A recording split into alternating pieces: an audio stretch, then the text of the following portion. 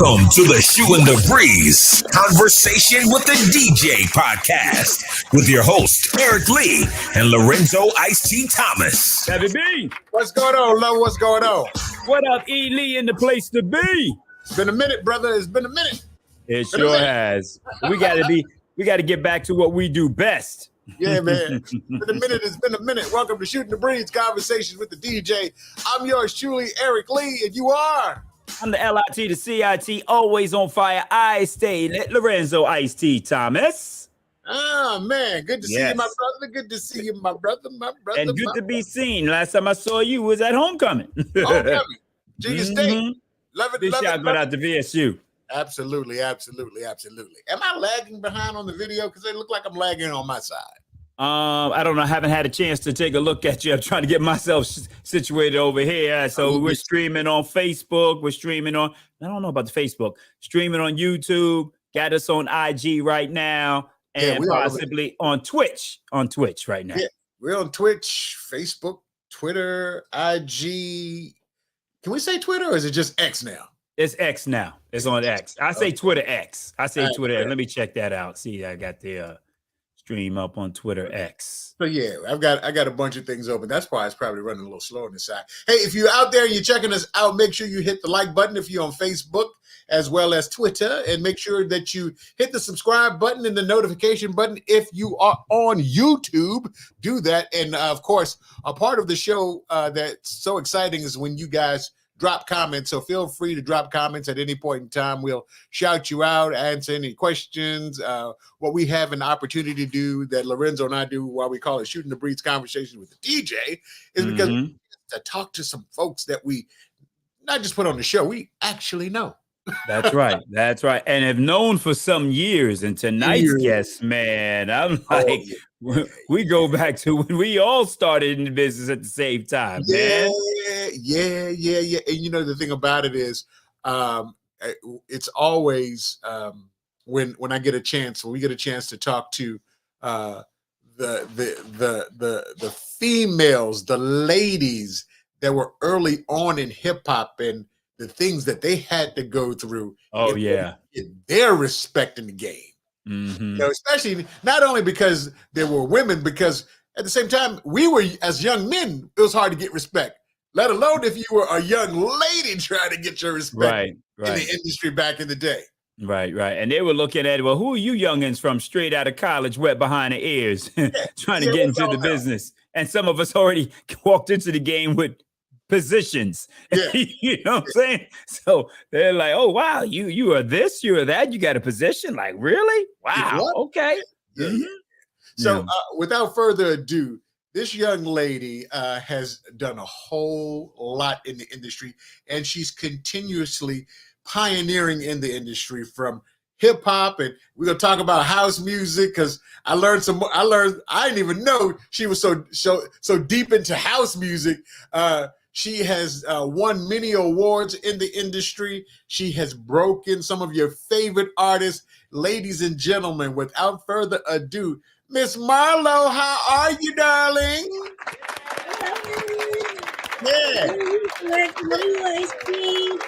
What's happening? It's a pleasure to be with you guys, and I'm thankful that we're all still here. It is good to see you. It's been a long time. Too long. Too long. It's good to see you. Welcome to the show.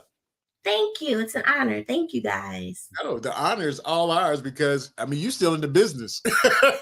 you rocking and rolling. I was like, Marlo, what time can you? Hey, I'm on a conference call. We're going to have to move this thing to 9 o'clock.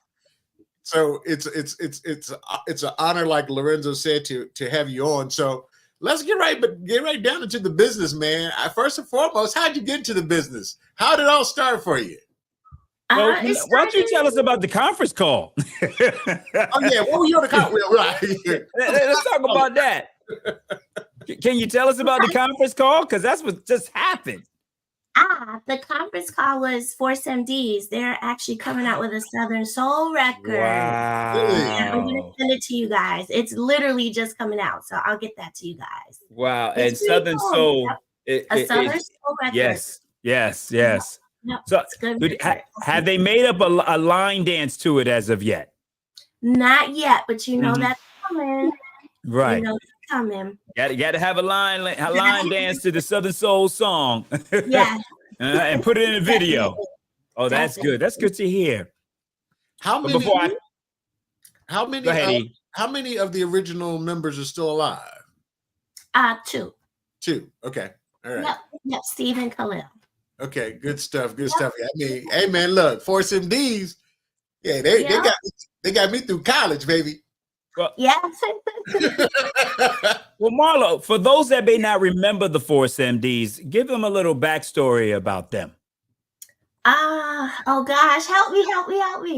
The Force MDs came out in the 80s. And they were with Tommy Boy and later Warner Brothers, and they were in an iconic film. And they're still going strong, still touring, still doing their thing. Which film were they? We're in Crush Groove? It was Crush Groove. Crush Groove, yep. Okay. Yep. Okay. Looking for a Scratch, and Yeah. And a lot of people probably remember Tender Love, Love in the House. Yeah. Cheers. Yep. Iconic record. The night goes around. Right. Those just happen to be songs that have crossed over that you hear on your Easy and your Light FMs, and people don't realize that group was originally a hip hop group. Yeah. You know, that's who they were. That's what they represented.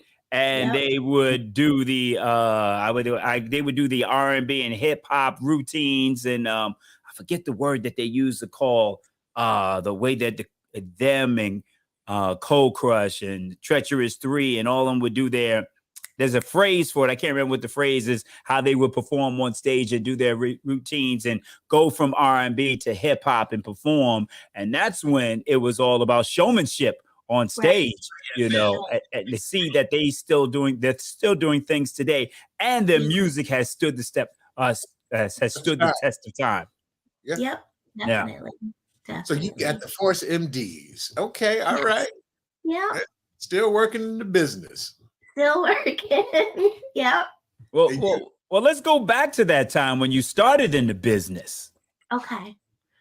I started in college. I went to Trinity College. I was a history major, and I started at the radio station. I started with a jazz show my freshman year. Wow. Because it was a foot in the door. And I enjoyed it. It was Friday mornings. And it's funny because my roommate freshman year was like, I don't know why you get up at 5 o'clock in the morning to do a 6 a.m. show. And then, years later, when I was working at labels, and she was like, I get it now. I see why you did it, because that was the start. That was, to pave the way.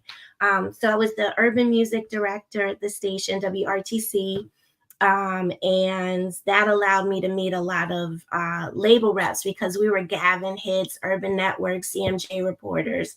So I met a lot of people at the conferences and doing music times, music call days, and oh gosh, yep, WRTC. Yeah. I did not know that you were cut from the cloth. Yes. I did not know you actually held down a shift before. Yes. Yep. 10 to 2 on Wednesdays, 10 p.m. to 2 a.m. And I played, hip hop, R&B, house, dance hall, slow jam. So it was so much fun. What was your radio name? Marlo Plays the Hits. You don't remember? Now you got to tell us. It was just Marlo? I just looked at my name. Yep.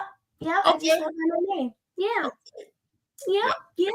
I used my real name when I was on the air, so that was, I get it. Yeah. I didn't. I know you government. I had a stalker early on when I first got on the radio. Gosh. Yes, my first job on radio doing country music. I had a stalker. I was using my real name, and I had to change the last name because she was coming by my house. She was calling my house. Yes, sending letters to my house. I said, I got to change my last name. It can't be my government anymore. So I know all about that. I only had one stalker in my life. Yeah. When I was on the air, thank God. She catfished me. Oh wow, I got catfished. that's crazy. I did too. I got catfished. I did too. Wow. That story's in the book. I got catfished by some celebrities. Why should say celebrity? Celebrity. Yeah, man. Someone wanted to beat me up bad after a while. Oh my goodness. Yes. Wow. Some very prominent people. If I said their names right now, you'd be like, really? Eric, do you know that story? I don't even know if I told E the story. Yeah, man. I got catfished early on. Big time. And a lot of other people got catfished. Whitney Houston got catfished by the same person. Yep. Really? Yo-Yo got catfished by the same person. Speaking of, I saw Yo-Yo over the weekend. Yeah. Oh, nice. Yeah, we did one music festival. It was a 2-day festival. That's the biggest festival I've ever been to, music festival. It's great. Mm-hmm. Is that the one where Tigger was on stage with all the hip-hop artists? Yeah, it was. Man, that was crazy. Oh, nice. That was crazy. So you're back in college. You're music director. Right. You're a reporter. So everybody's coming in trying to get their records played. Please play my demo. Right. And get help us get most added, help us chart key, put us in heavy rotation. Yep. Right. So then I was graduating and I was set to go to Columbia Teachers College. I thought I wanted to be a history teacher. Okay. So I moved to New York, and before I got there, I was bugging everybody like, hey, I'm moving to New York. I'm going to grad school. I want to intern. Columbia on 116th Street? Yes, sir. Okay. All right. So G-Man. I grew up on 97, so that's how I know. Oh, nice. That's right. Nice. That's right. So G-Man was like, hey, do you want to be my intern? I can have you come in for an interview. I'm like, absolutely. So I met with Tanya Cepeda, who was the GM. And I got hired. And this is when Miss Jones was out with Where I Want to Be Boy. Remember that? That Miss Jones? What she was at work? She was doing mornings at what? Was she doing hot mornings? No, this is when she was singing. She was an artist. Singing. Yes, Where I Want to Be Boy. Yep. Yeah, that was a big record in New York. Yeah.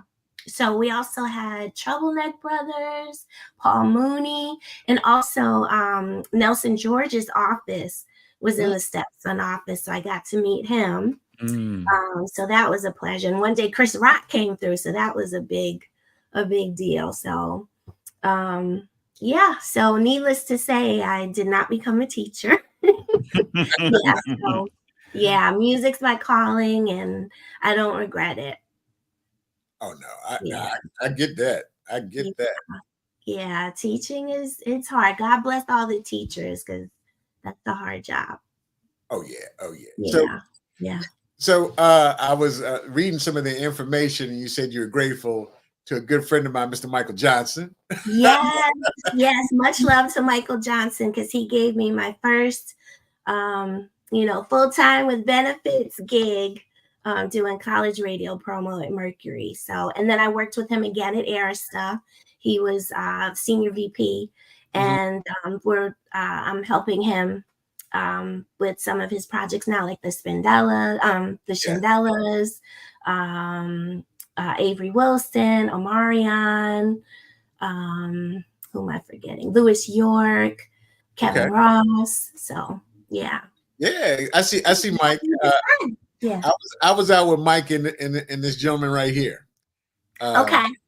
You might Bobby Duckett. Bobby did the show. Bobby was one of our first people on the show. Excellent. We love Bobby Duckett. Yep.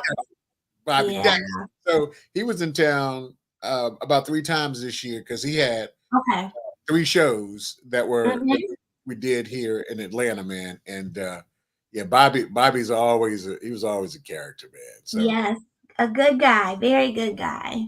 Yeah. And it's so amazing how the business is. It's just full circle and you end up working together again because I worked with Bobby at Mercury and later with Kedar. So been on the road with him with Joe and Chico DeBarge and it's a blessing. Okay, so you were at Kedar and I remember hanging out with Kedar and Sincere, and I know you you said when he had Joe and and Chico. Yep. We'll talk about the man in the middle a little later on in the program. We'll talk about the man in the middle a little later on in the program. Got it.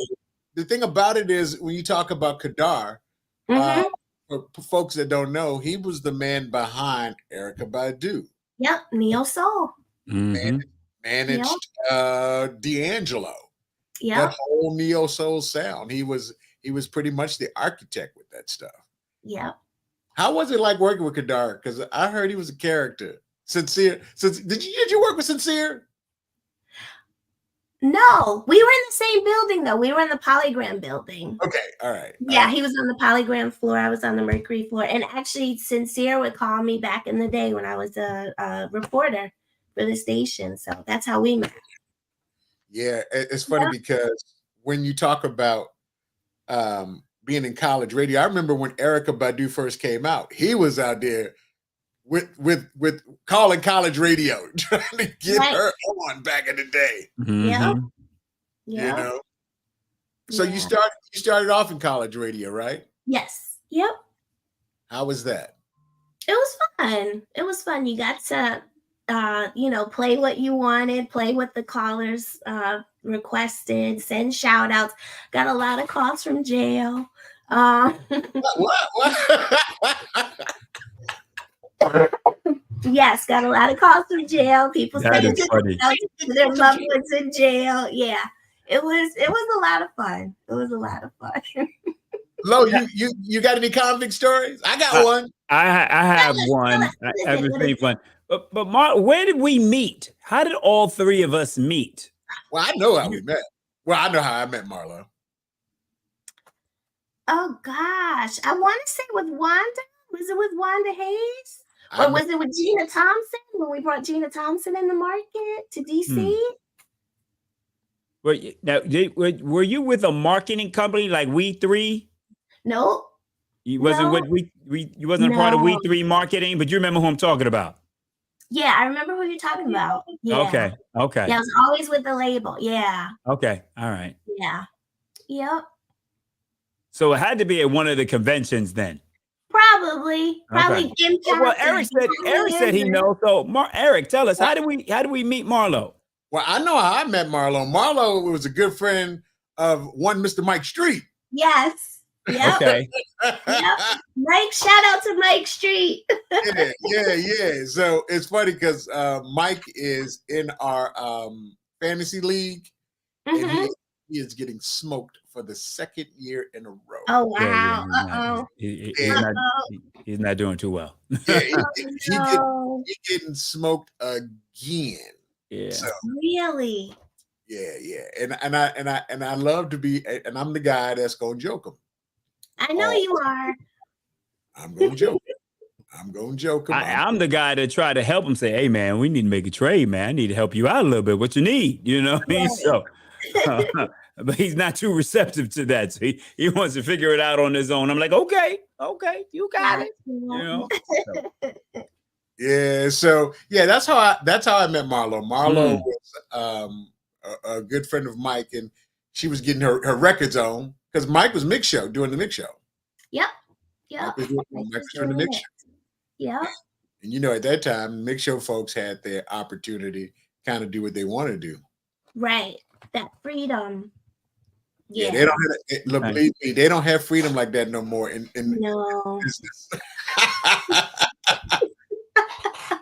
There you go.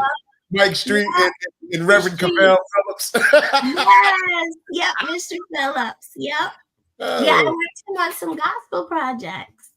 Oh, that's right. You are working gospel. Yep, like Canton Jones, and it was Janet Sutton and the Voices of Acme.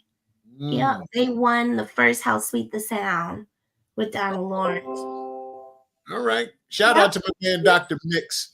He shouted us out. He was like, hey, man, my boy's in the house. Of course, we got the prettiest one in the house is Marlo. Definitely prettier than me and Lorenzo. So. Oh, my goodness. There you go. That's right. Definitely prettier than Lorenzo and I. So, so let's talk about, And Lorenzo and I made comment early at the beginning of the program about being a woman in the business back in the early 90s. Because all of us were pretty much kids when we got into the business. How did that affect you as a young lady coming up in the business?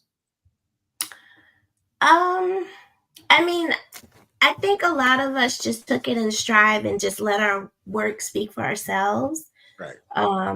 And sometimes, like looking back now, I have to laugh about it because one particular time I was in Philly with Diamond D, and Diamond was doing a show for Colby Kolb at a club there, and there was a young man. We all walked in, and he snubbed me. I had my record bag and everything. I was just like, whatever. And I guess he thought I was a girlfriend or, whatever.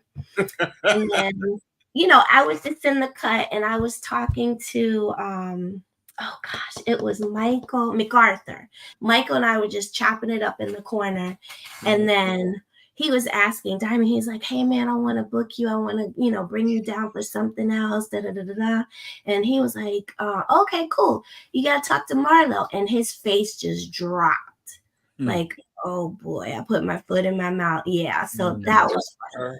Right. Gosh, shoot. Yeah.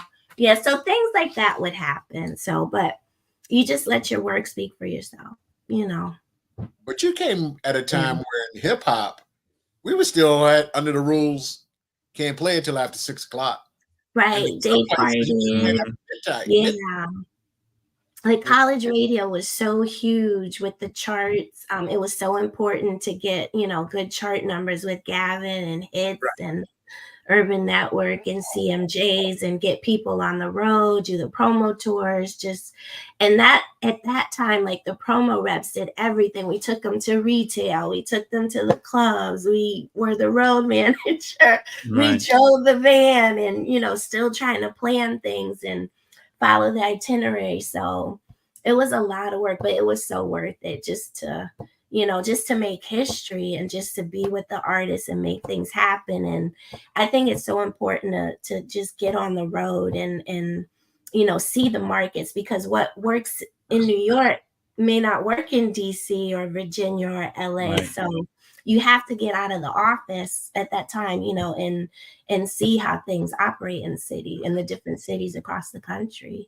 Yeah, Marlo, it's ironic that you say that, because you talk about the times where you had to go to different cities.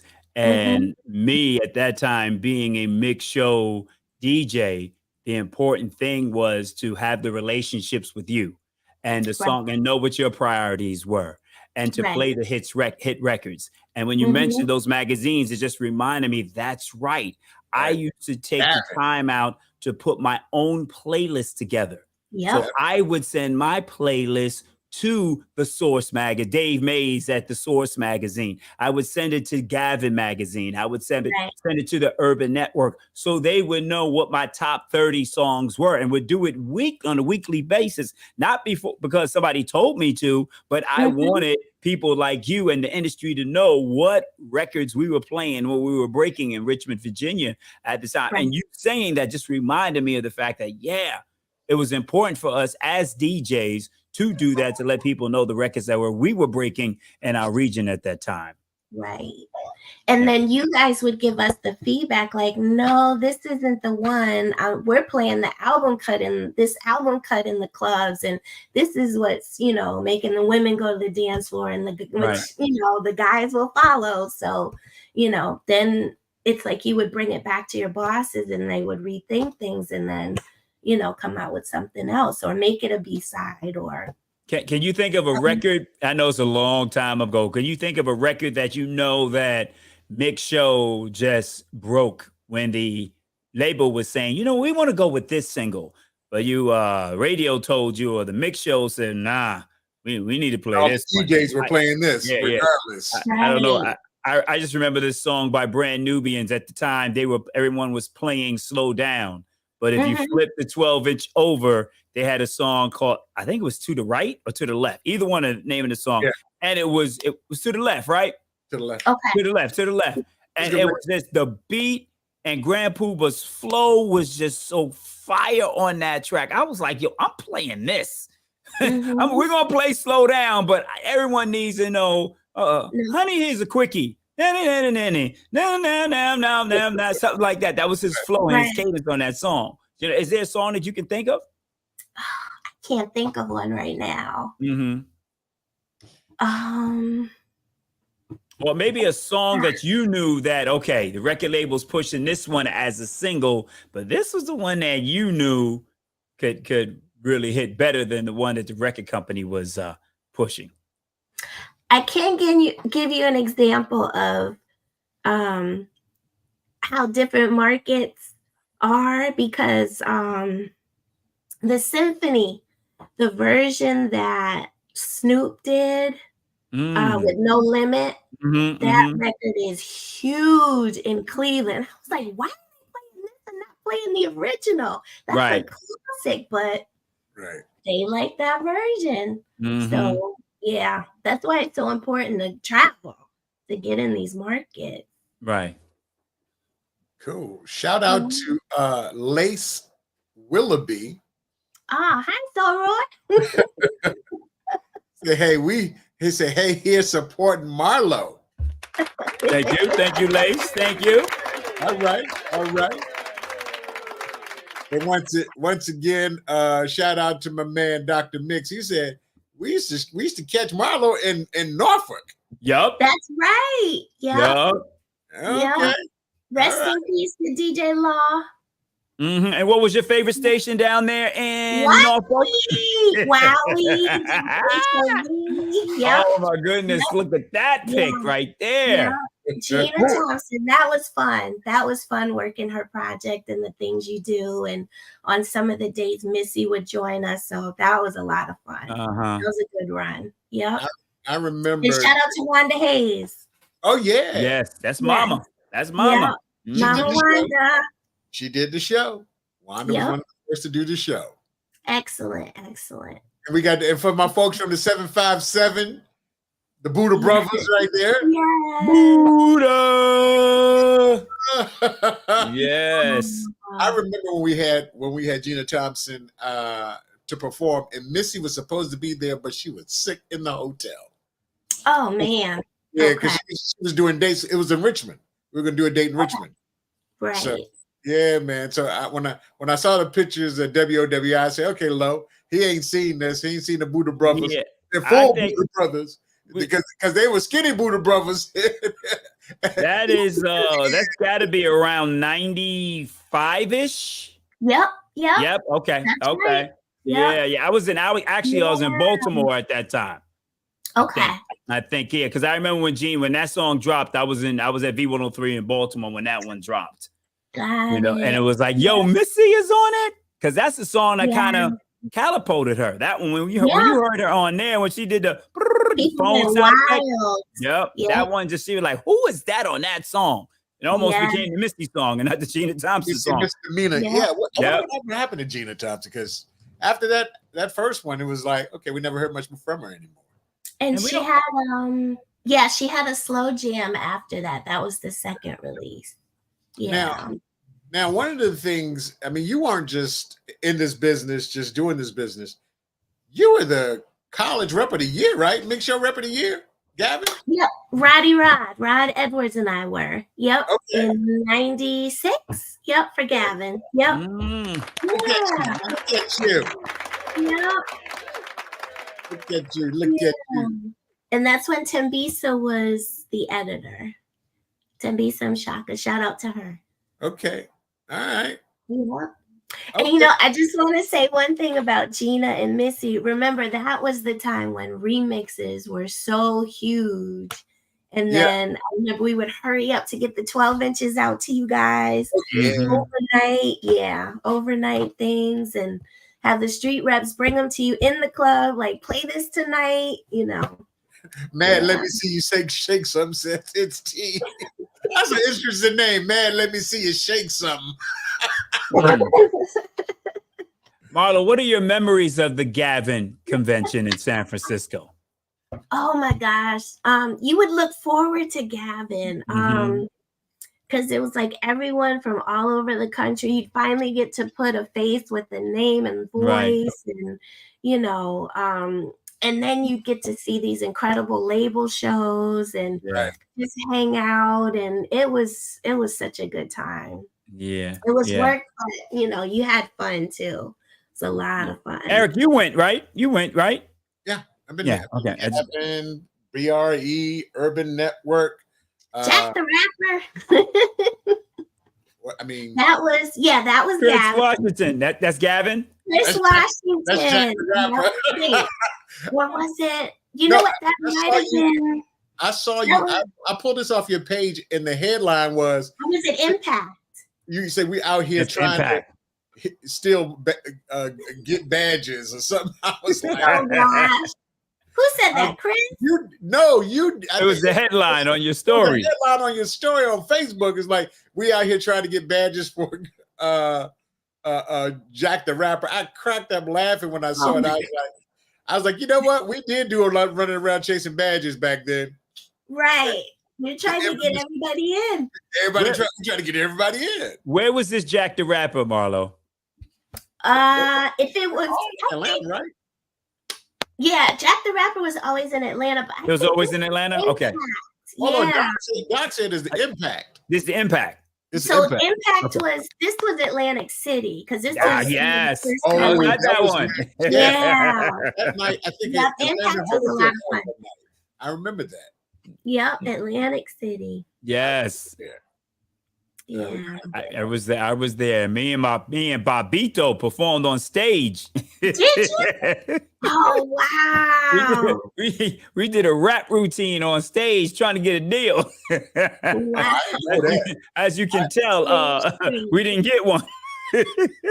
Oh my goodness. Yeah, Bobito went up there. He started breakdancing. I started rapping and hyping up the crowd. So it was some downtime. So we went up there and have a good time. I got a couple of pictures of it somewhere. But yeah, that's what I remember with the Impact. And Jackie Paul. Oh my goodness. Jackie Paul. That's right. Jackie Paul. One of a kind. Yes. Wow. Definitely. Yeah. And Al. Remember Al? What was Al's last name? Remember Al? Oh gosh. Knight. Al Knight. I remember the name. I can't put the name with the face, but I remember the name. Okay. I remember the name. I do. Yeah. Okay. Keisha said, "Hey, Hottie." Hey, Hottie. Keisha was instrumental with the mixtape DJs at Mercury Records, and she helped put together the first Mercury G mixtape. And it featured DJ Showtime, and we had like Ill and Out Scratch on there, and Where are my homies? That was my first number one Yankee record. Yep. Yeah. You hit that pretty good, E. Ill and Out Scratch. Ill and Out Scratch. Looked her up and down, said, I'll take her. And you know what? Remember, for adult radio, they didn't play the Ill and Out. They just played Brian's. Yeah, they did. That's right. Yep. That's right. Yep. I played at Wowie. We played their part. Yep. Yeah. Yep. We played down and said, "I'll take it." We played that at Wowie for sure. And Al's doing a lot of stuff, hip hop wise in Brooklyn. Like, you better tell Wanda Ace, because she says, "I want to know where they are." I was like, okay. I'll hit one. To let her know. Okay. You know what's going on with Ill and Al. She was like, I don't know where Ill is though, but Al is very active on social media. Okay. All okay. Right. I'll let Wanda know. Yeah, let her know. Let her know. Okay. So being in the business, there was a time you moved. I know you said you were in New York, and 9/11 happened. Mm-hmm. Was that the thing that just made you say, "Look, I got to get out of the city"? Well, G and I were set to get married on September 20th. Okay. And I was like, "Okay, God, I guess you're trying to tell me something. It's confirmation to get out of New York." So, yeah, I was ready to go. Okay. Yeah. So we got married in Vegas. Keisha just jumped in, Lorenzo, and talked about exactly what you just said. Mm-hmm. The streets. The streets is playing something. That's right. The radio was playing something else. Mm-hmm. Right. Well, Wowie was a beast, so we were playing the ill and now scratch. Yeah, we part. playing it all. We were playing it all. Yep. Yeah, the mix shows were heavy on Where My Homies. I mean, I'll put it this way. Heart Attack and Crumley had Wowie So Gangster. We used to play, if you remember, intro. Mm-hmm. If You Let Me. We played the whole thing. We played the whole thing. We played the entire version with the conversation and all the sound effects. We played the entire version. That's how gangster Wowie was. Now, I do believe we only played that in the long version in the Quiet Storm when he's coming off the tour. Dude, I played it. I'm doing 6 to 10. 6 to 10. He played that whole version. I was like, yo, the whole version of it. Buzz me up. Buzz me in. No, not right there. Watch your teeth. Watch your teeth. I mean, I'm just singing the song. Just singing the song. That's it. I'm just singing the song. So, yeah, that's how crazy it was. So, so what were your responsibilities in the business? Some of them. I know you got a lot. Radio airplay, putting together promo tours, scheduling interviews, taking artists to the interviews. Okay. Did you see what Keisha said? We broke a lot of records because Virginia was playing records before New York. Thank you. You know what? Thank you. We try to tell people that. Try to tell them. And Keisha went to school in Norfolk. She went to Norfolk State. Marlo, say that one more time. We want them up top to hear you. Keisha went to Norfolk State. She went to Norfolk State. Yep. All right, little state. You know, we got love for Norfolk State, but she know Virginia State's history. Mm-hmm. Yeah, we here to talk trash. So, time to flex. You know, it's time. It's Marlo's flex time. I mean, Chuck D. You rolling with bass. How low can you go? Death row. For the brother, no. Once again, back is the incredible Rymano. The uncannibal D, public enemy number one. 5-0 said freeze. And then I got numb. Hey, we were talking about being there. So what was your relationship with Chuck? Were you just at a convention? You take a snapshot?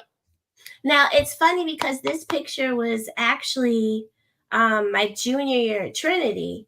Okay. And we went to a conference at, I believe this was at Smith College in Massachusetts. And then I got to work with him at Mercury years later when he came out with his solo project. So, yeah, I got to do a promo tour with Chuck on the West Coast. So if you're checking us out on social media, which you probably are, make sure you hit the like button if you're on Facebook. Yeah. I know, right? If you're on Facebook. If you are on Twitter, make sure you hit the like button too, as well as for all of my YouTube viewers, make sure you hit the subscription button as well as the notification as we do this on a weekly basis, where we get a chance to bring in people from the industry, the music industry, and the people that we tend to bring in most are our personal friends, because for every Illinois Scratcher, Joe, or all of these artists that you know, there are people that were on the back end that made those careers happen. That's and right. We like to give them their flowers while they are still here, because they're our personal friends and foremost. But at the same time, I think it's important that you know, Beyonce, how did she start? Well, these are the people. How did Jay start? How did Chuck D start? These are the folks that we get a chance to interview and talk about. So once again, Marlo, we want to give you your roses while you're still here, because we know you broke a lot of folks back in the day, or helped break a lot of folks back in the day. Thank you, guys. Absolutely. You know, because we are Marlo Flex time right now. Uh-oh. D-Y-K-N-D, I'm good and plenty. My favorite rappers, Big Daddy Kane. The Big Daddy. And I got to meet him because Mr. C was an A&R at Mercury. That's so right. It was so cool because Mr. C would come around like, hey, Marlo, did you meet Master Ace? Hey, Marlo, can you he's here, or he was so cool. So he was such an awesome person to work with. Learned a lot from him. All right. I mean, so the next brother I put up, Marlo Flex Time did, was he licking his lips? I always like licking his lips. We were on promo tour in LA, and thanks to Diamond, I got to meet LL. L was on a promo tour? No, I was on promo tour in LA with Diamond, with Diamond D. Okay, yeah. And LL just happened to be there. I forgot where we were. I think we were at a college event, a UCLA event, and LL happened to be there, so I got to meet him. E, do you remember LL ever doing a promo tour? No, he wasn't on a promo tour. I know, no, but it was just interesting. It was interesting, Marlo, the way Eric said LL was on a promo tour. Like, I had to think. There's only been one time I could think of him being on a promo tour, and Thomas Lytell had him on that tour. Yeah, I'm like, I'm trying to figure out which one was, because it's very few times. Are we all still here? Yep. You lost us. It's you on the screen by yourself right now, bro. One trying to do that. Yeah, you're on by yourself. Oh, we're on the right side. Okay, I'm still trying. My computer is so slow right now. Yeah, you are freezing. It's probably those kids on the internet around here. Let's see. And you connected to your Ethernet? I'm on my Ethernet. Man. Yeah, the gamers. They're probably gamers. Okay, let's try this one. Did this one work? All right, it's just me and you now. Marlo is gone. Yeah, you were freezing big time, E. Now I'm the technical difficulty. There we are. It's you. Wave, Marlo. Okay. Yeah, it's you, E. It's me. You can hear me though, right? Yeah, we can hear you. But you don't hear me though. So yeah, it's. You want to take a chance to let me give a couple of shout outs here, E, while you play around with that. Right. Big shout going out to El Bravador. What's up? We've been talking about Richmond, VA on here. El Bravador also going out to D. Ali. Also, big shout going out to Caraca. What is this? Caraca Neva. Big shout going out to Plush Life Media and Ebony Maestro. They're all checking us out on IG. So I wanted to send them a big shout while I had this opportunity. All right, go ahead, E. Okay. There is a Lance Willoughby, and are those flowers? Or they're giving you flowers, Marlo. Give you roses. Give you flowers. That's Lace. Thank you, Lace. Okay. Giving you flowers right now. That's what we're about here, giving out flowers.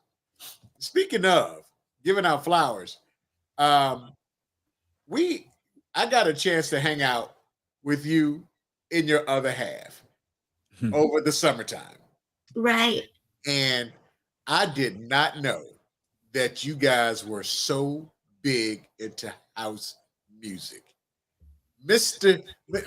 G-Spot. Oh, wait, he changed his name. He changed his name? It's Sweet Georgie. Sweet. It's Sweet Georgie. Yep. Because okay. there are other George Jacksons, and he just decided, I want to do something different, and people remember Sweet Georgie. So, how long have you guys been married now? 22 years. 22. I was gonna grab those your older pictures. Look like y'all first met each other. Y'all look like y'all both could have been arrested. Y'all look like kids. How'd you guys meet? Excuse me. We met at Mix Show Power Summit in Miami. Wow. And the funny part is, you guys remember Crystal Isaacs? She was at Atlantic at the time. Okay. She was head of rap promo at Atlantic. And she was like, yeah, you got to talk to G-Spot in Cleveland.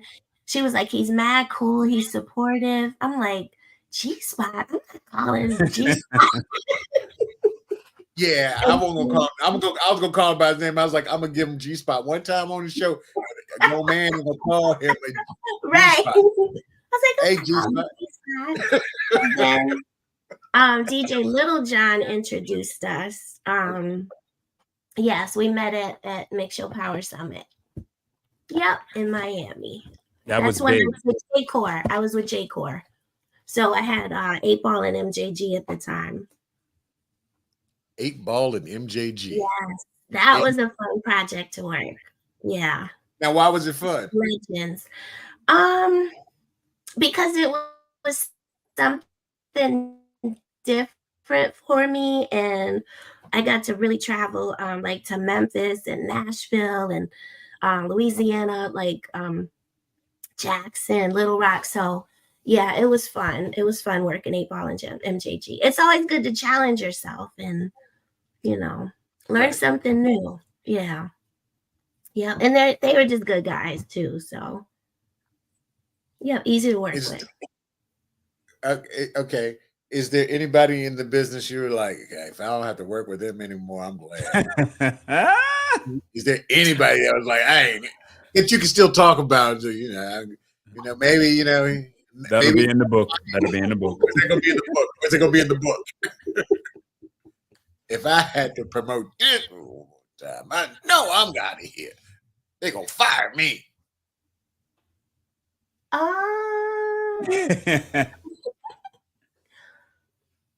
I can't think of anyone on work-wise, just an artist that I met, and they just weren't very nice. But I don't want to say because they've passed away. So yeah. Yeah. Maybe that's the time when you can say it because they're no longer here. It's like, have you heard some of the reports about Bob Knight that just passed away? And people were talking about him. That's true. Everything. Yeah. That was his name, right? Bob Knight, right? Bobby Knight. Bobby Knight. Boy, yeah. I heard some people saying some things about him. I'm like, yo, he just died. They let him know how mean he was and abusive he was. They were just letting Yeah. They're showing video of how bad he was. Throwing the chairs across the court and everything. No, because he was a great coach. He was a great coach. But I remember, I got some friends, I ain't gonna call out their names, but they would tell me Christopher Williams was Lucifer. I was like, really? Yeah. Wow. They called Christopher Williams Lucifer. They said Chris would do stuff like this. They would check Chris into the hotel. He would check out, go to another hotel. They go looking for him to do a promotion or a concert or something like, and nobody could find him. So the promotions person be like, yo, I lost my artist. Right. Yeah, that's Chris would do stuff like that. They said, man, we call him Lucifer at the label. Wow. That's crazy. Yeah. So, but I ain't gonna call the folks' name out because they're my people. But I've heard, you get a chance to talk to folks who's like, they were like, man, that person. Yeah. But the job still has to get done. Mm-hmm. Job's got to get done. Job's got to get done. So is there anybody that you can talk about that you had the best time working with? I really enjoyed working with Joe. He was a cool dude. Mm-hmm. Yeah, very cooperative, just pleasant to be around. Good to everyone from the staff at the stations, the promoters, the fans, just very down to earth. And his road manager, Ish, is the same, just easy to work with. Yeah. And I think because of that, that's why he's still relevant today. He's crazy. And still working because we all have had an encounter with him, conversations with him, interviewed him, and he's the same dude, that he was, 20, 30 years ago. So, Yep. So, nothing but great things to say about Joe. And he's got the hottest record every time Sunday night comes around. They say it's a big rich town. Mhm. Yeah, that's From true. the forest. People like that, like we know it's Joe, but the young Right. folks just like the record. I was like, yo, Joe go back to the 90s where I'm in love, round and round we go. Uh-huh. Yes, that's Yeah. right. Yep. Yep. You know, Yeah. Well, everybody. they knew that there was something about the richness of his voice, because when Trey Songz tried to come they out went with in. that next version, Trey they had were to like, no. apologize. They were like, No, no. bring Joe back. Right. They were Trey like, had to no. apologize. Trey actually apologized. He was like, "Look, hey, they just asked me to sing the song. Right. I'm like, that was fun. Oh, my man said, Mix. Oh, Joe's gonna be in Richmond tomorrow. Okay, Richmond. Joe gonna be in Richmond tomorrow. Oh, nice. Okay, Joe. Okay, That'll be a good show. it's gonna be a good show. He always throws a good show. Big shout out going out to Rob Love. Oh, Rob, Oh, look, I'm gonna try to get Rob Rob. on the show. Rob like this. He said, I do my show on Thursdays. I can't be in two places at once. Hey, Rob, we got to get you on, bro. Yes, sir. Also, Bless Kim. Big shout going out to Al YGB. Also, another shout going out to Miss Colston to you. Okay. And Damac the Dawn. Yeah, Oh, Keisha, watching right now on IG. yeah, Keisha hit us up again and said, she's like, they shouldn't have never made a remake anyway. Right. True. That's Fitty probably trying to make some more money, you know? So 50, man. So you actually work with one of my favorite artists that really never took off like, we wanted him to take off. And Lorenzo know what I'm talking about. Olu. oh my goodness. Yes, we spent a lot of time on the road. Yeah. Yes. Oh, it was great. Man. Yeah. Once you see him live, you were hooked. He had a fabulous live show. Brother, And again, easy to work with, personable. ladies and gentlemen, if you haven't heard of Olu, go look him up, listen to his music. The brother was talented, writer, producer. Yeah. Just never got what I don't know why radio. I mean, we killed it, but I don't understand why radio never picked up on it. Like that baby can't leave it alone. Yeah. Yeah. I can't let go. Baby can't leave it alone. Oh, Yeah. Good album. That was a really good album. So catchy. Excellent album. I had the opportunity to interview him on Planet Groove. So there is, I think it was an entire album, an entire hour with Olu. Okay. And I've never seen that footage. I know it aired, and it aired quite a few times, but I have not seen any footage of that interview since. But I got footage over here somewhere. I couldn't find it in time. yeah. So no, it was. I remember it was a very intimate, open, warm, candid conversation with him on the set of BET. I remember that. What you all about? No, I said Olu because I'm trying to remember if I was there for that. Because I remember Olu did something with BET. I think it was supposed to be with Rachel, and Rachel was out that day. Okay. So I came in and did the interview. I filled in for her on that episode. Awesome. Yeah. Keisha said, Rob, you went to school together at Norfolk State. I forgot what Rob went to Norfolk State. I didn't know that. Yeah, I knew it, but I forgot. We big state. We may have forgotten. Folks in Virginia State may have forgot that. Yeah. Now my mom graduated from Norfolk State. That's why I couldn't do it. Everybody in my family either went to Norfolk State or Hampton or Virginia State. So I was like, I'm going to Virginia State because I'm too close. You need to get away from home. I need to get away from home. Not far enough that I can't get back home because there's only 2 hours to get back to Newport News. Newport News. Call it bad news now. Bad news. Oh, wow. Hey, yeah, man. When I tell people I'm from there, they're like, you kidding me? I say, just say I'm born and raised. Don't test my mental. Don't test my gangster. I know where I'm from. So let's talk about house music because your husband is a producer, right? Yep. He just came back from ADE in Amsterdam, which is a huge. Yeah. Yes. Yep. I think this is his 5th year Yeah, so we got to spin out there. He loves it. He's been trying to convince me to go. I'm like, because it's like they put their bags down and they just go. Have you And been to Amsterdam before, Marlo? I've been yet. I Oh, will you go. have to go. You have, everyone has to experience it once. Eric, have you been? Nah, but You got to. You have to experience. We got to do something now because Egypt. I don't know. I still might be going. You still might go? Yeah. We trying to work some stuff out. All right. Yeah, I have a scheduled trip to Africa in December. Yes. And I was supposed to rock out with us. What'd you say, E? I was supposed to rock out with y'all. Yeah, so E's a little nervous about the unrest that's going on, but he said no, he has every right to be concerned because of the unrest which is going on. The war is on the border of Egypt. The war is on the border, right? It's right on the border, about 200 miles away, and to be an American that close with some of the issues, we know what they're showing us on TV. But we don't know what's really going on. And I actually spoke to a personal tour guide that was going to take us around once we got there. And he kind of recommended, Lorenzo, this. And in fact, I was going to pay him. So this is money lost by him saying, Lorenzo, I'm not sure whether or not, you might want to push it back to another time. This is what the tour guide told me.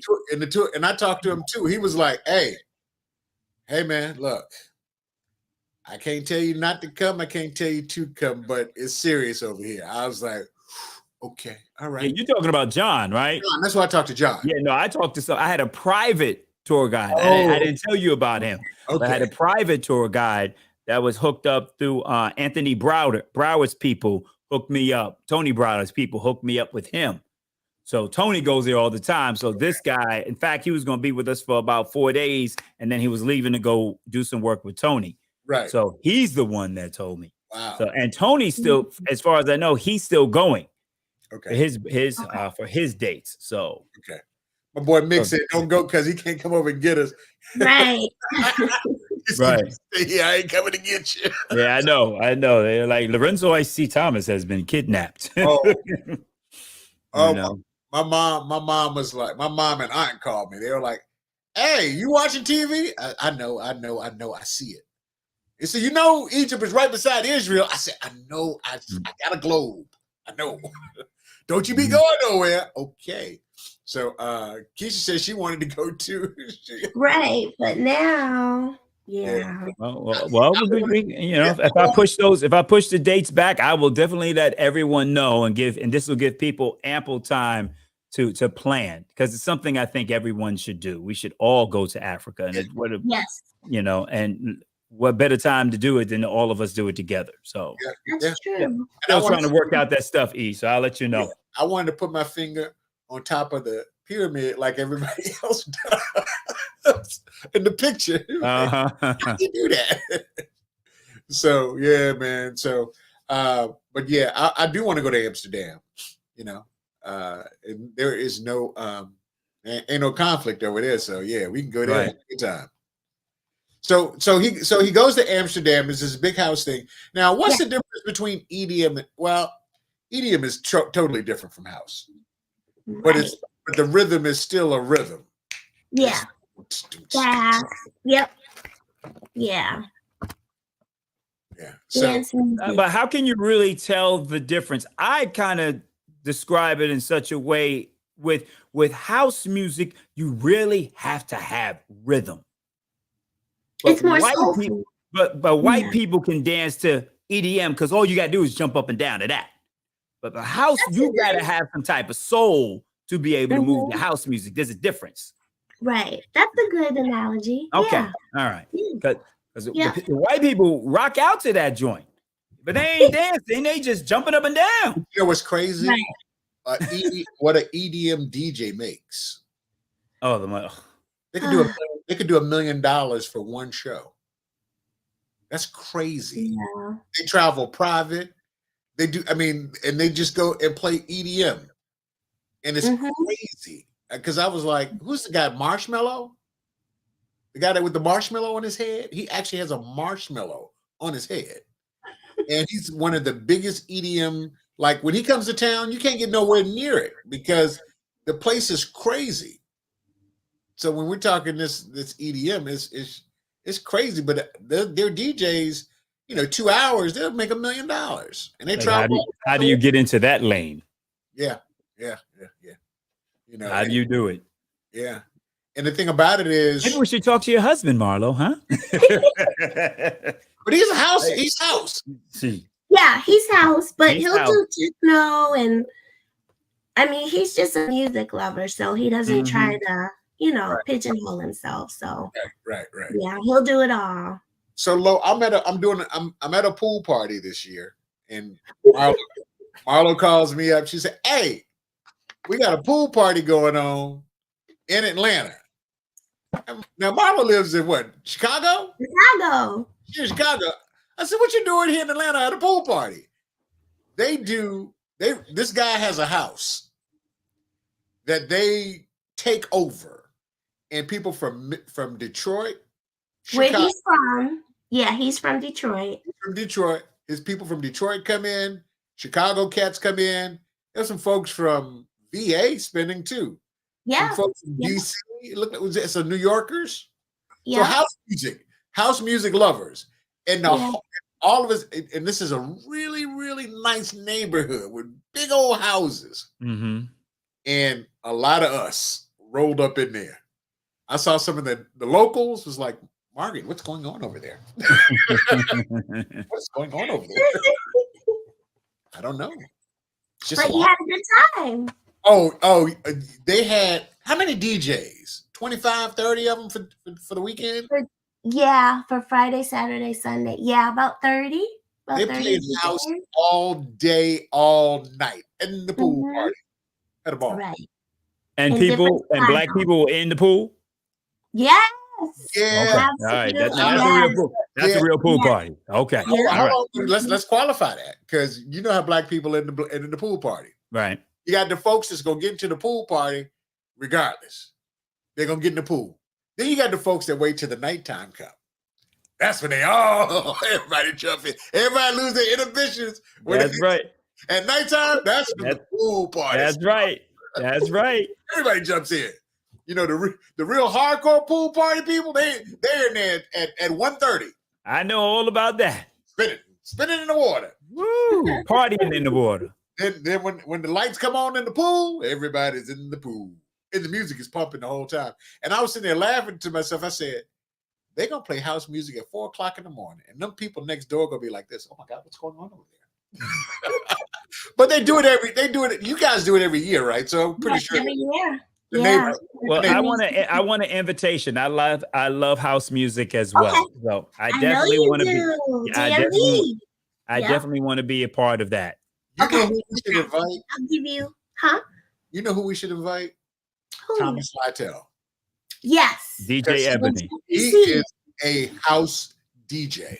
Yes. And loves it. He is a consummate house DJ. That's his thing now. I can't get him doing no R&B.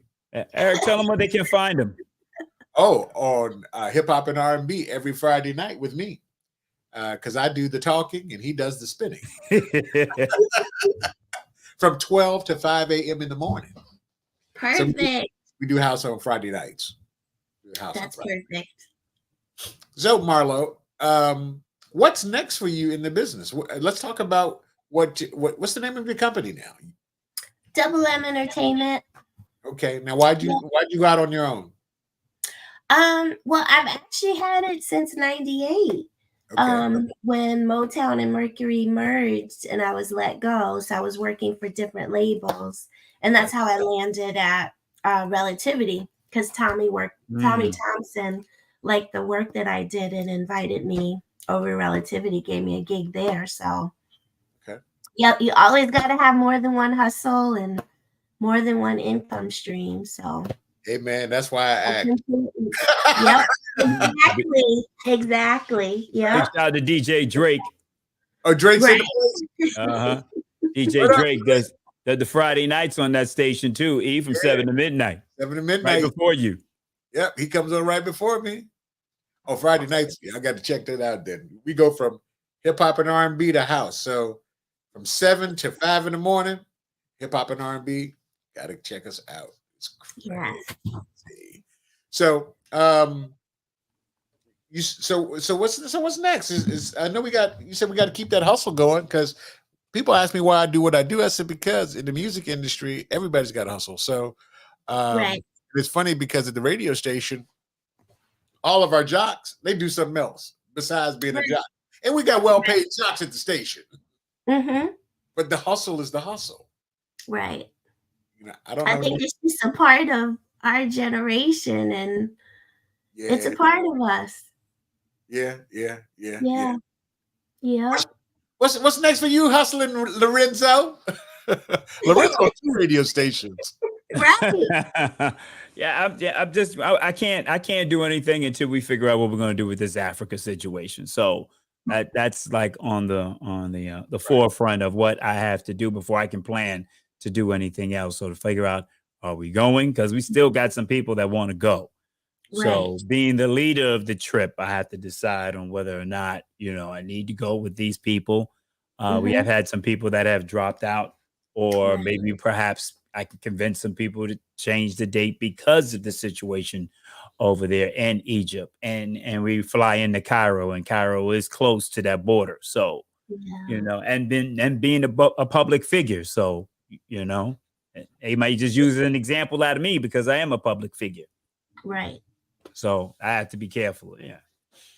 Hey. And I posted a video. About the unrest over there. And I don't have a whole bunch of followers on Instagram, but the video I posted must have got about at least 20,000 views. Really? Yes. Yeah. 20,000. Easy. Wow. Yeah.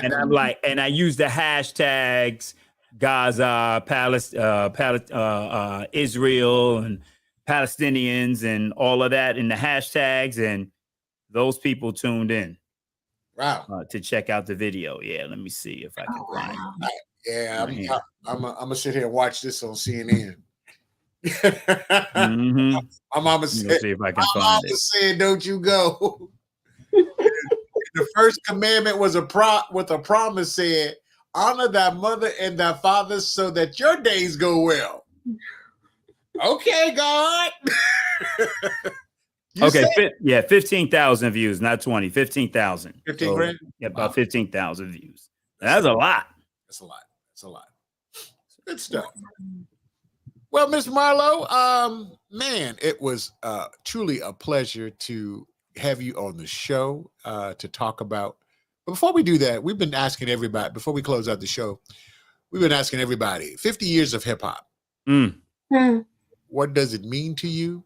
How do you feel about it? What made you fall in love with hip hop? Wow.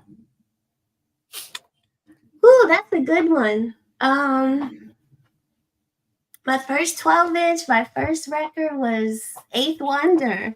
Wow. Yes, I still have it. And Bill McGee played on that, Did he? He probably played. Yeah, he played all the horn parts. Wow. Was that song, or was that, what song did you say again? Eighth Wonder. And shout out to Bill McGee anyway. Yeah, I gotta hear that.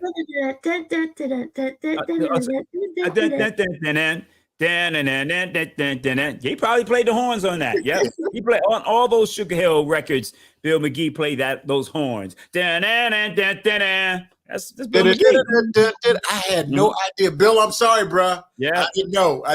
He did a lot of the horns. I'm not saying that most of them he did. Okay, safe to say he did. Yeah, one of our alumni at State. So yeah, I didn't know Bill. I apologize, Bill.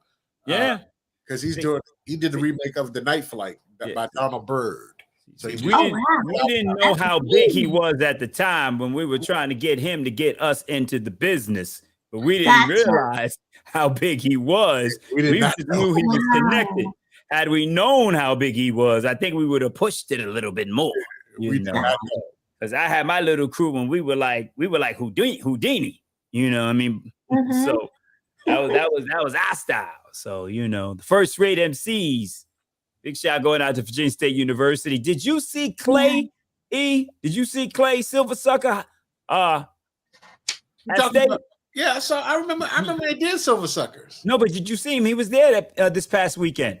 No, I didn't see him. Yeah, he was there. I saw him. I saw him, man. It was great. It's been some years. I had just finished talking to a couple of Qs, and we were talking, just catching up. They was like, yeah, man, we remember you doing that Silver Sucker.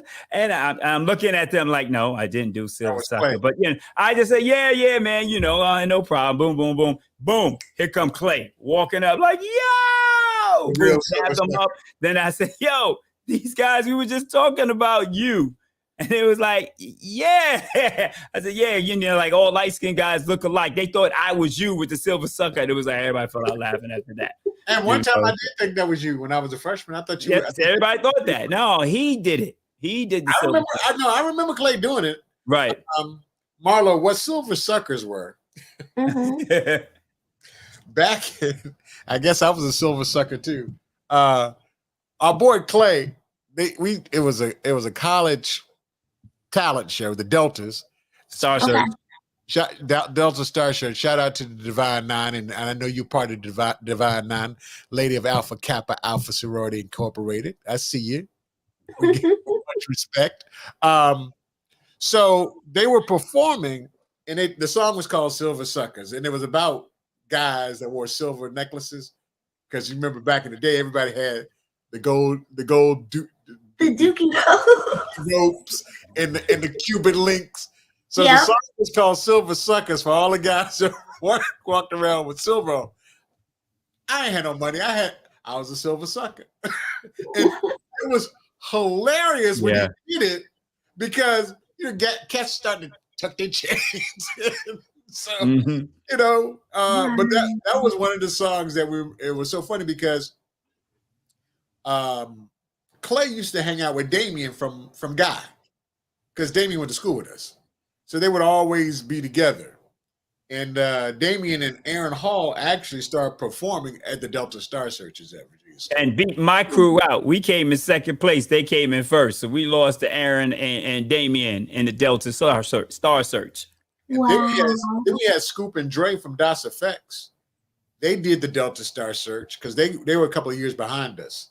And I remember them losing. They did a contest up in Richmond. I forgot the name of the club, but EPMD, Eric and Paris, they lost the talent show, but got the record deal as DOS Effects. All right. It was Eric, Parrish, Bernard, and myself. We were the judges for that contest. You were the judge? I was the judge. I was the fourth judge. That's crazy, Marlo, that I talked to him all the time and I never knew he was a judge. Yeah, I was the fourth judge. So let me tell you, I got an interview with me and Eric Sermon and me telling him the story, and he remembers it, but he was like, yo, you were there. I said, yes, I was the fourth. I said, let me tell you how it went down. All right. Club? I can't remember. It was a couple of blocks down from Ivory's. I know. I remember. It was a couple of blocks down, maybe about 3 blocks down upstairs, right? So there was 4 of us. It was Parrish, Eric, Bernard, and myself. So we're judging this contest, and the Tropicana. Was it Tropicana? Maybe it was Tropicana. Drop until you drop. Tropicana. So there were some guys on there that were kind of dope. They were dope. And then DOS Effects went up, right? So we're all giving them a score, I think, from 1 to 100, right? So I gave DOS Effects like a 95 or 96. So I went to Eric, Parrish, and Bernard to give them my score. And they stopped me. He was like, nah, don't give them that. And I said, so you want me? I said, but they were dope. They were dope, whatever their name was at the time. And they said, okay, you keep yours like that. And then all 3 of them huddled up, right? So I'm like, you're like, what are they doing? I'm standing there, I'm like, okay. So then they come take my paper and then they hand it in. So I'm sitting there thinking that DOS Effects, who's representing my alma mater, Virginia State University, is going to win. So then when they announce it, I turn and I look at them and they was like, trust me, we got this. We wanted them to lose. I was They wanted them to oh, lose. okay. And then after they made them lose, that's when they signed them to the deal. Record deal. They signed them to the record deal, so they wanted them to lose on purpose. They had them lose. So I have it on video. I am telling the story to Eric, and it blows his mind because he knows me just from radio and doing interviews, but he didn't know I was the other judge there. So when I broke it down just like that, he was like, yeah, it had to be you because no one else would know exactly how it went down. It's crazy. Yeah, and Eric is like, you didn't even know it was me. No, I sure didn't. But it's so crazy to be at the onset of hip hop and the culture, and to see where it has gone, and then realize what 2 cents you had to bring to the culture itself, man. Because, like Lorenzo said, man, there's some things, and just like there were some records that New York wasn't playing, LA wasn't playing. We played it, we broke the records, and then the rest of the country followed what we were doing. He was like, what are you talking about? Yeah, the Erykah Badu's of the world, the Outcasts of the world. All that stuff didn't start in New York or Atlanta. That stuff started in Virginia because we were the ones who could get it on the air. Yeah, big shout going out to Radio Jules that just tuned in on IG. And El Bravador was on here. And he was on, and you remember him, E, and WANT and WKIE. Those were AM radio stations that played hip-hop music 24/7, 365. That's all they played. They did it before anybody. Them exactly. And K-Day in LA. Mm-hmm. K-Day and WK, they were 24-hour hip-hop. Nobody wanted to take a chance on it. Yeah. And I remember Nat Martin from... Shout out to Nat. Nat Robinson, who's what I meant to say, brought down the Audio 2 and MC Light. And, wow. To do a concert. So that's when I met MC Light, and we still friends to this day. And through El Bravador, and they came down and did a free concert somewhere in Richmond. I can't remember where it was. And it was just so much going on in Richmond. What's up here? Say that again. Like, IG. Keisha, like, what's your IG? It's like, it's 3 of us up here. Which one? She wants yours, Eric. And shout out to Beautiful Illusion. Okay. We'll definitely give it. Actually, my stuff is on the screen. Hey, check it out. It's on the screen at Convo with the DJ. Mine is at Lorenzo Ice-T. Lorenzo ICETEA. Think about it. Right. And it's amazing how, like, we used to listen to hip hop when we were in school and study the album covers, the liner notes, and then later, when we got started on the business aspect, like, hey, you're so-and-so, like, it's still amazing. Like, we got to work with these great artists and producers and writers and, label people, and it's history. It's amazing. Like you said, hip hop at 50, it's mind-blowing sometimes. Yeah, like DJ Cool's Let Me Clear My Throat just went platinum, and 50 Cents in the Club just went diamond. Right. Yep. Thank you, E. Thank you, E. My name will live on forever just because of that. That's it. The crazy thing about it is when people like, that's Lorenzo Ice-T, that's the guy. Because what happens is, we'll play this and people don't know who Lorenzo Ice-T is. They know who Lorenzo Ice-T, meaning that they see us doing our podcast. So people that don't know him personally, like I do, they've heard the record forever. Right. Don't make the connection. What are they talking about? Yeah, that's my dude right here. Lorenzo Ice-T. Yeah, I love Cool for that, and he's been on the show. Cool. And he's planning a platinum tour up and down the East Coast to promote Let Me Clear My Throat. So Miami, he's trying to do Miami. So we've already had conversations about it. So we're going to try to work that out for next year. But yeah, I got to be a part of that. So but that's family. That's what family does. That's what friends do for friends. Right. Frank Ski and myself were, a big part of him putting that song together and performing it in Baltimore as well as Philadelphia. So, and then he and I and Eric, we go back to Richmond. You know what I'm saying? Before he did the song. Cool was before I knew Cool, I knew his music because in college he had hits back then. I mean, I'm like, music ain't loud enough. Music ain't loud enough. Pop up the volume. The music ain't loud enough. Pop up the volume. Yeah. So when I met Cool, I was starstruck. At the club, I'm like, because he was hosting. I'm the host. He the DJ. And I'm like, I'm up here with DJ Cool. I made it. I made it, y'all. So it was so crazy, man. But we've got so much history, and I've got a lot of video on people that I've interviewed. I just got to get back with Gary because he went back and picked up some of my video, and it was the wrong tape. I was like, Gary, where's my Dr. Dre, Little Kim, Gina? Oh. So, but yeah, I mean, the thing about it is to be on the front end of, I'll go into a Best Buy and everybody's buying Beats by Dre. I was like, yeah, I know Dre. They're like, what? Yeah. I show a picture. They was like, you do know Dre. I said, yeah, I know Dre. Yeah, I mean, at that time, when you were a music director of a radio station, all the artists came through and wanted to meet you. Everybody wanted to meet you. And the fact that all three of us were music directors at one time in our lives, we all understand why. Right. Come by and say hi. So the power radio. And miss those days tremendously. So but one more question before we get out of here, Marlo, since we're talking about when you're talking to young folks like the Shandellas and all these other folks, do they even understand what radio is? Do they even know what radio station is? They do. They're very humble and, they do what's asked of them. So they get it that, it all fits. It all helps each other with press and social media and all the metrics and everything. Everything goes hand in hand. So they get it. Okay. That's good to know. Thank you. Okay. Part of our survival. The real one last question. How can if someone wanted to get into the business, what type of advice would you give them?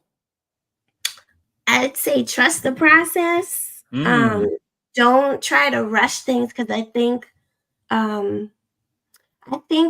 for us, like we knew we had to get a foot in the door, and you just build. You learn as much as you can as you grow, and there were steps. But I think now people want to jump steps and not learn, and some act like they know everything, and you can't tell them anything or teach them anything. So I say trust the process. I wrote this down. Sorry, guys. Trust the process. Learn as much as you can. Don't rush it because your time will come. And sometimes you may beat your head against the wall and get frustrated, but tomorrow's a new day. You just keep at it. Keep at it. Good advice. How can they find you on social media? At MMENT Mo on IG. Marlo Martin-Jackson on Facebook, along with M Entertainment on Facebook. Right. And for X, it is at MMENT. All right. Lo, how can they find you, brother? And they can find me Monday through Friday, 3 p.m. to 7 p.m. on Star 94.5 in Orlando, and also on Saturday nights from 6 to 10 on Hot 105. And, of course, follow me on IG at Lorenzo IC. That's Lorenzo ICETEA. On Twitter X at Lorenzo Thomas. Facebook, Lorenzo Thomas. And you can find me on at Convo with the DJ on all platforms, including X, Twitter. There's Twitter X. Twitter X. Yeah, I know. Facebook as well as IG. And you can also catch me, like I said, Lorenzo got me working hard, working day and night on 100 Hip Hop and R&B FM is a digital radio station, and I'm doing the Quiet Storm tonight at 10 o'clock 30 minutes on the Soul Lounge Cafe. So if you go to soulloungecafe.com, hit the player. I'll be doing the Quiet Storm tonight. I'll be changing my name because I go from Eric Lee to Rick St. James. Oh, I like that. I do change my And name. also check out Eric in my IMDb page. He's under. Oh, that's right. Gotta start plugging that E. Eric Lee, and mine is Lorenzo Thomas. we got a movie coming out in the end a couple of weeks, as well as they announced the Martin Luther King story. It looks like that's starting in February. I play a preacher in episode 4. So that should be fun. That's going to be on Hulu, as well as I think it's National Geographic Hulu too. Excellent. Okay. So I have a movie called Miami Confidential, which is in post production, coming out at the latter part or the early part of first of the year. Yeah. So this holiday one, who had Rodney Perry on there? Erica Hubbard, Brad James. It's a host of people. It's crazy because it looks good. I saw the trailer. It looks good. It was crazy. It's a couple of people that are in the movie that I beat out for the part. They beat me on parts of the Emmett Till story, because I auditioned for Emmett Till in 3 or 4 different characters, and a couple of those guys are actually in this movie. And I looked at them, and they looked at me. They're like, and you auditioned.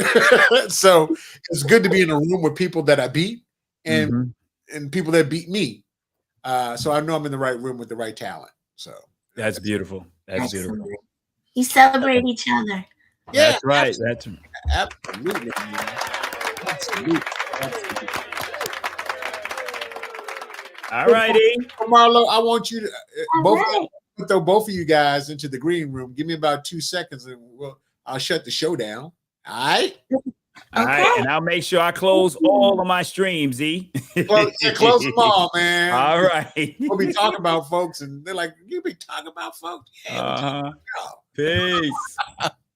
Oh, man. So, ladies and gentlemen, thank you for checking out Shooting the Breeze Conversations with the DJ. We do this each and every Thursday night, where we get a chance to talk to people that we know, people that are in the industry. We'll do this again next week. Definitely. Same time, same channel. Don't forget to subscribe to our YouTube page, as well as hit the like buttons, and we're out of here.